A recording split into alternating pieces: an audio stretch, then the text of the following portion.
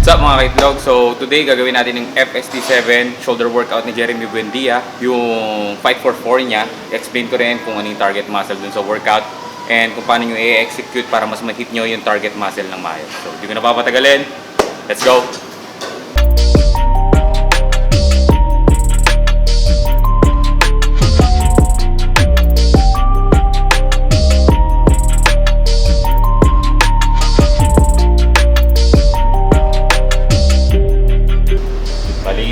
First exercise natin mga kaitlog is shoulder press, pero gagawa tayo ng 2 warm-up set, then 3 working set. Tapos, yung sa pinaka-last working set natin is mag-alternating dumbbell tayo, tapos failure. Tapos, yung dalawang working set natin, at least 70 to 80% ng max nyo. So, heavy ang gagawin natin dun sa 2 working set natin.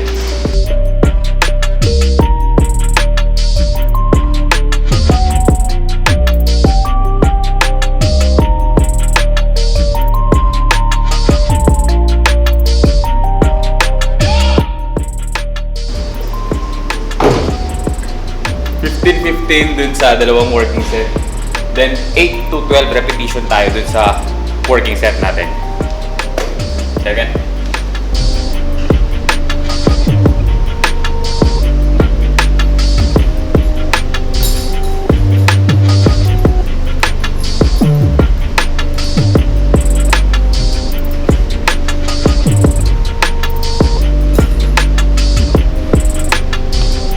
Bali nagmamax out ako ng 50 kg kaso wala tayong dalang belt ngayon. So more or less mga 35 to 40 tayo dun sa working set. Pati dun sa static, ay sa alternating dumbbell natin. Okay, game!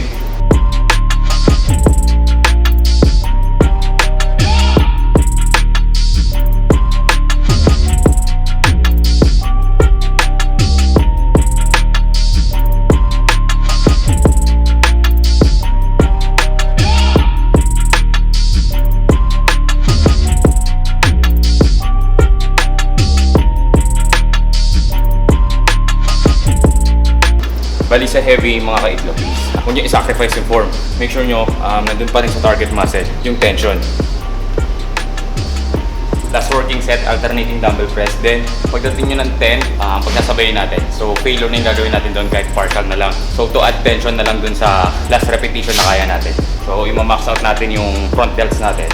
Then i-make sure nyo lang na kung weak yung core nyo, kasi mag-work yung core dito sa alternating dumbbell kasi naka-hold ka lang sa taas. So, pinaka-advice ko dito is mag-belt nga kayo and then proper breathing techniques yung magta-tighten yung core nyo dun sa tension part. Okay?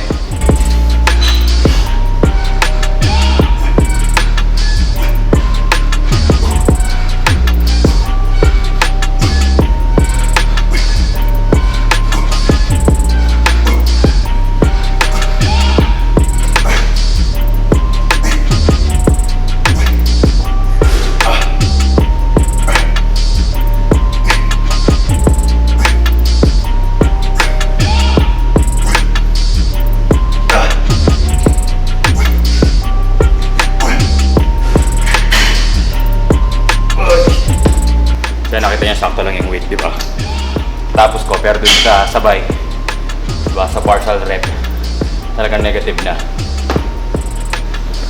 So sa katagalan, matutunan nyo rin yan kung paano i-assess kung hanggang saan yung limit na kaya nyong buhatin. Next exercise natin mga kaitlog is 5-4-3-2-1 static hold. Yung usually na ginagawa ko. Dito interval din natin, 90 seconds. Para lang matapos natin yung every set. Make sure fully recovered tayo every set. So, make sure nyo lang din na tama lang yung weight para ma-perform nyo ng maayos yung exercise. Kasi kung bibigatan nyo agad to, for sure, magkakompensate na kayo ng traps.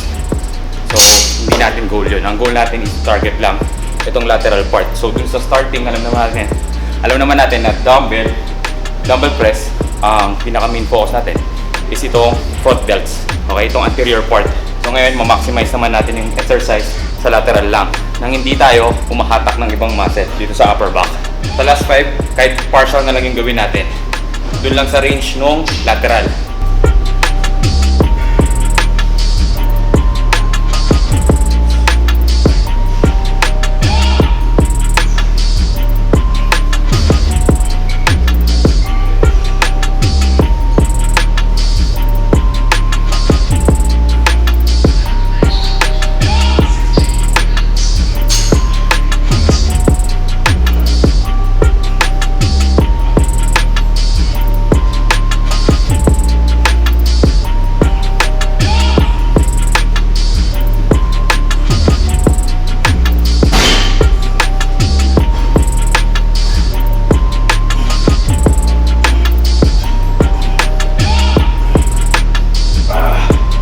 sa last part, yung sabay, pwede kayong mag-failure doon. Tapos yun nga, kung sobrang lagi nag-activate itong traps and itong front delts nyo, yung sinabi ko before, close leg and semi-butt out, then lean forward ng konti. Yan. Tapos pwede kayong mag-swing, pero wag hanggat kaya na shoulder lang yung mag-move, yun lang. Pero kung medyo struggle na, pwede nyo gamitin yung upper body nyo or yung lower back para mag-push dun sa execution. Like ito. Yan. Pwede yan. Yan. Yan. Wag yung ganito. Wag. Paano ba? Basta wag yung parang nagra-rock kayo. Okay?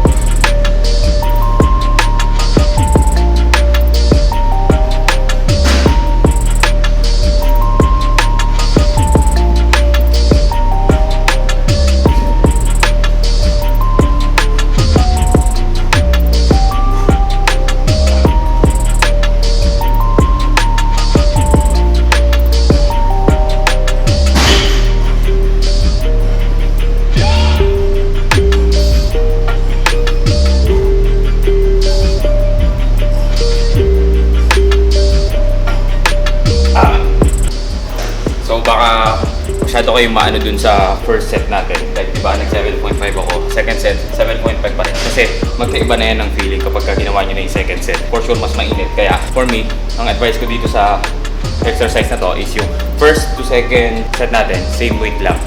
So, kakapain mo pa talaga kung kaya. So, 10 tayo next.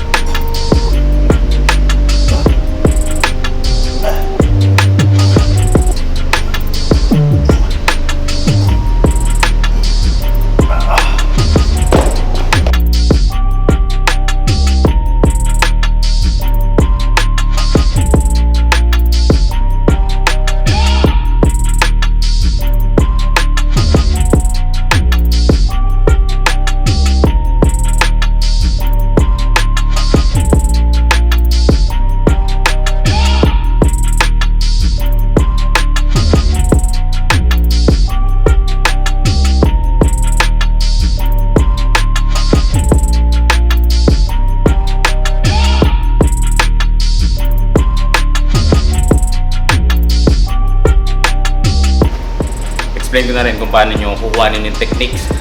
Halimbawa, nag-start na kayo, then nahihirapan na kayo dun sa execution. Diba?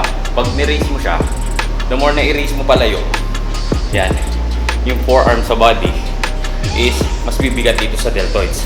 So, kung di mo na siya magawa ng maayos, pwede mo, hindi naman daya, pero pwede mong pagaanin ng konti para matapos mo yung exercise. Like, imbis yung hold mo, yan, ganyan kalayo yung hold. Pwede mo siyang ilapit sa hold na. Pero yung execution ng exercise, i-make sure mo na palayo pa rin. Yan. So, pwede mo siyang ilapit dito para lang ma-hold mo yung form. Okay? Para at least may init pa rin. Tapos, hindi ka umatak ng traps. Tsaka ng front delts. Okay? Third exercise natin mga kaibigan is easy bar front raise. Tapos ganito yung form. Close leg lagi Okay? Kasi para sa akin, kapag lagi ako naka-wide, masyado nagsasuffer yung lower back ko. Parang na-out angle yung glutes ko. So dito, mas lock yung lower part ko. Mas steady. So hindi ko kailangan gumamit ng tuhod. Usually, yung mga nakaganito gumagamit ng tuhod. Pero ako, sanay ako ng ganito. So steady lang yung buong katawan ko. Tapos, yan, movement lang ng lower back. Yan. So dito, ang main target muscle natin is itong front delts. Pero, lalagyan natin ng twist ng konti na medyo nakapaangat tong elbow. Yung angle ng elbow. Yan. So, hahatak tayo ng konti dito sa lateral. delts. Tapos, sa pababa, ang mararamdaman nyo na dito is itong front delts. So, make sure nyo na yung torso or yung posture nyo is naka-maintain ng chest up. Pababa, chest up. Yan. So, may control pa rin. Hindi sobrang bilis, hindi rin sobrang bagal. So, pakiramdaman nyo lang yung hatak ng front delts. Pagbaba. Parang hihiwalay yan eh. Makita mo, hihiwalay na ganun. Or palabas. Okay, tama. Yan, palabas. Pagpababa, palabas yung feeling. Ayan o, yung movement. Nakikita ko dito eh. Ewan ko kung nakikita nyo dyan. So dito, shoulder level yung grip. Yan. Yan. Pwede yung pababa. Pwede nyo i-wide ng konti. Kung medyo nahihirapan kayo. Yan, wide nyo ng konti. Bali dito na natin ipapasok yung FST7 pala, sorry. So FST7, gagamitan natin siya ng 7 set nito, then plus piga. Okay, so ang goal natin dito is i-stretch pa yung fascia. So the more, same lang din naman siya ng pag-execute ng exercise. So the more na in-execute mo yung exercise, ini-increase mo yung tension, yung blood flow dun sa part. So same din ng effort sa piga. Yun, so sa piga, mas i-increase pa natin yung blood flow, yung tension. So mas makakapag-build up tayo ng micro tear dito sa muscle part natin.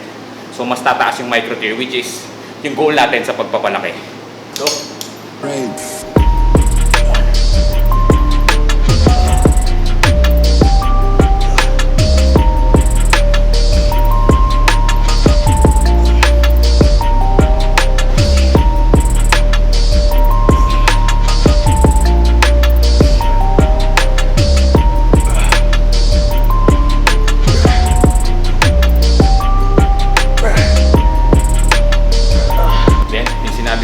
Same, 10 seconds piga.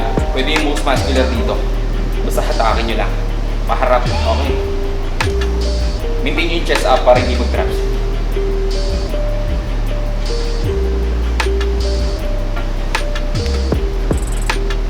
So, ganun yung technique para hindi mo punta sa traps yung piga, chest up.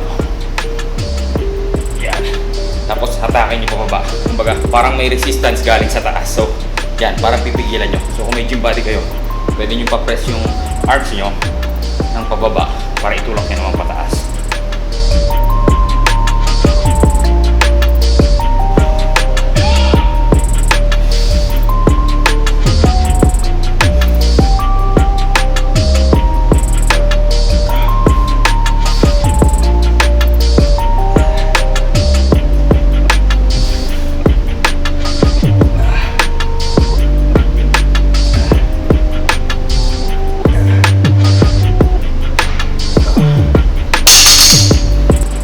Dito mga kaitlog, para hindi kayo mag-traps din. Yung swing nyo is palayo, hindi pa upright swing nyo palayo, and then maintain nyo na shoulder level lang para hindi na kayo umatak ng traps. Yan. Okay.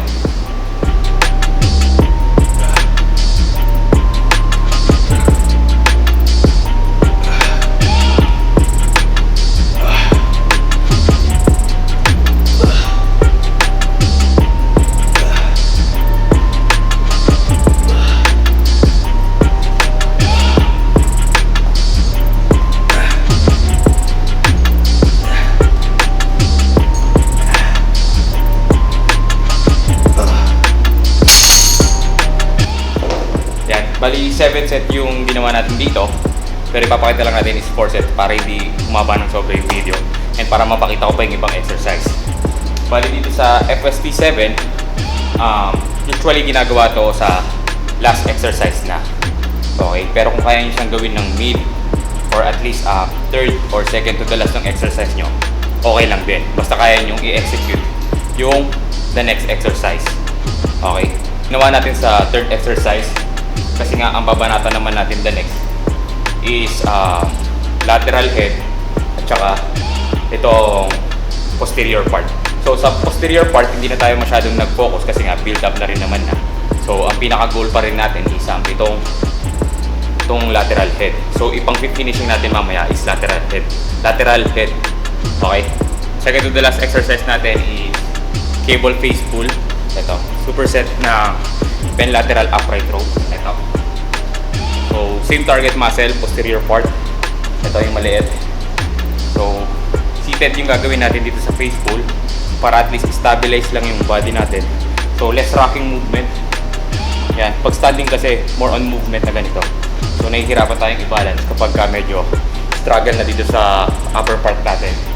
So, seated. Yan. Check nyo mabuti yung seated natin. Mas maganda yung form. So, mas hit natin yung target muscle.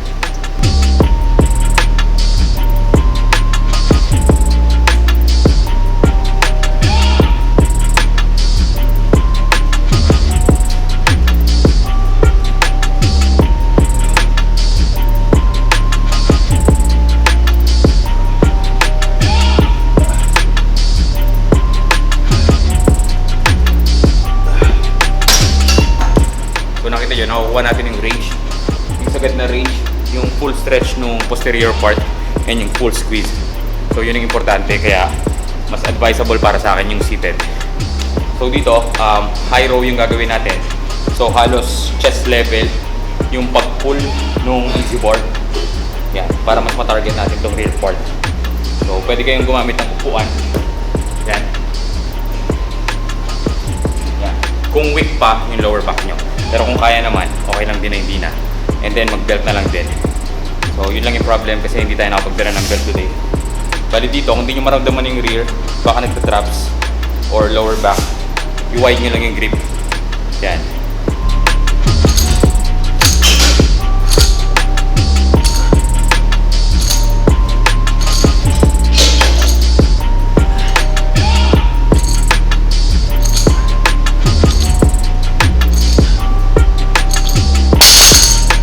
Four sets, 8 to 12 repetition.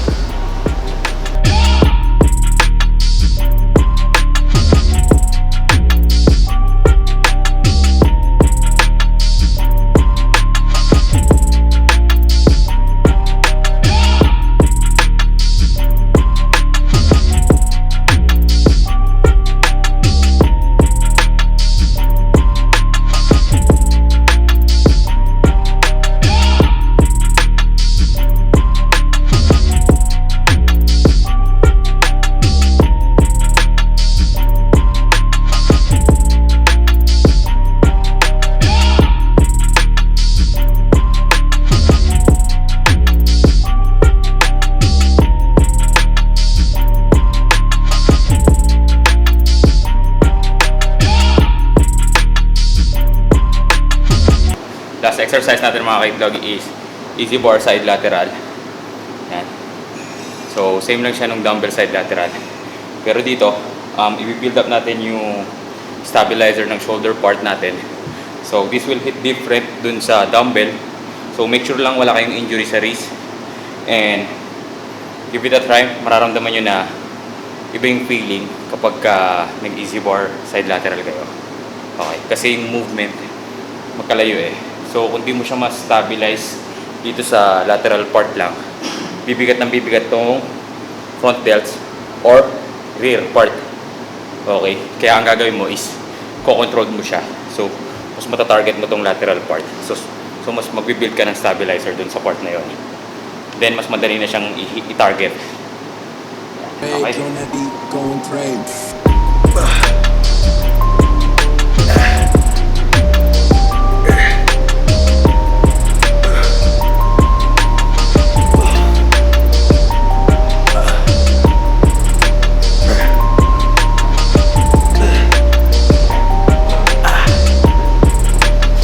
So, lagay nyo lang yung isang kamay nyo dito para mas-stabilize natin yung torso. Hindi tayo gumanon. Okay? Hindi tayo mag-overextend. Or hindi tayo mag-hyperextend.